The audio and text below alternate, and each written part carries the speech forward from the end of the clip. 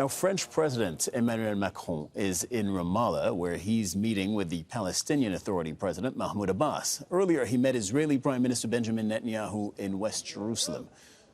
Al Jazeera's Hoda Abdel-Hamid is in Ramallah in the occupied West Bank, and she's been covering this Macron-Abbas meeting. What do we know about what was said and whether there was any agreement or what they might be working towards, Hoda?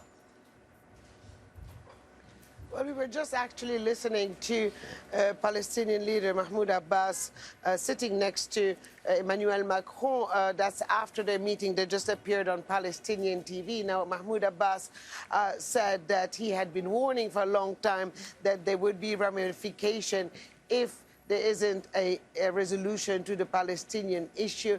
He said that, well, he said all along that there is no military and security solution, but it has to be a political one that gives the Palestinians their aspirations. And then we heard from Emmanuel Macron, who actually said that as he gave his condolences to the people of Israel for those who died in the Hamas attack, he is also giving his condolences to the people of Gaza for all their relatives who have died so far in the ongoing bombardment of the Strip, and he also sent his best wishes to the injured. But beyond that, Emmanuel Macron kind of repeated what he said when he was next to Benjamin Netanyahu, that he proposes an international coalition to fight Hamas, in his view, to Hamas being a terrorist organization. That won't bode well for many people around many Palestinians who look at Hamas as a resistance movement, regardless of what has been unfolding over the past 3 weeks. Emmanuel Macron also said that there is need for a political solution to get back on the political track, which has been all but elusive, I would say, since back in 2014. And then, if you recall, during the Trump administration, when the U.S. Embassy moved from Tel Aviv to Jerusalem, all contacts between the Palestinian Authority and the U.S. had stopped.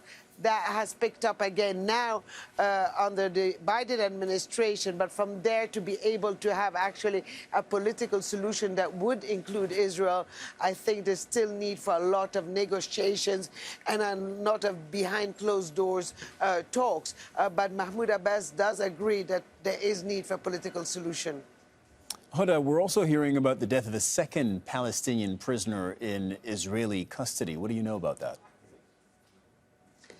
Well, yes, that's from the Palestinian Prisoner Society. That's the second Palestinian detainee to die in as many days in an Israeli jail. This one is a young 25-year-old man who was held in an Israeli jail, and we presume that he was held inside Israel. Now, the Palestinian Society for Prisoners is saying that they're claiming that Israel is carrying on a targeting assassination campaign against detainees inside their jails. That's the claim they had got. We can't really elaborate more on that, but I can tell you that on social media there is a lot of different calls. There's a lot of dehumanization of Palestinians. There's actually calls also to go after certain Palestinians, religious leaders, political activists, journalists. There is call for that. So certainly that is spreading a lot of fear among Palestinians who have been worried about the conditions inside the jails, of the detainees. Many families saying they hadn't been in contact since October 7th. Others saying that they have received information that the conditions have deteriorated, and that basically there's a revenge campaign against those detainees that is happening at the moment. Outside of the prison, Palestinians are afraid. Palestinians are afraid that they will be targeted in these sort of individual attacks. Thank you very much, Hoda. This is something that you've been reporting on and telling us about with in your various reports, bringing us the voices of the Palestinians in the occupied West Bank. That's Al Jazeera's Hoda Abdel-Hamid reporting from Ramallah there.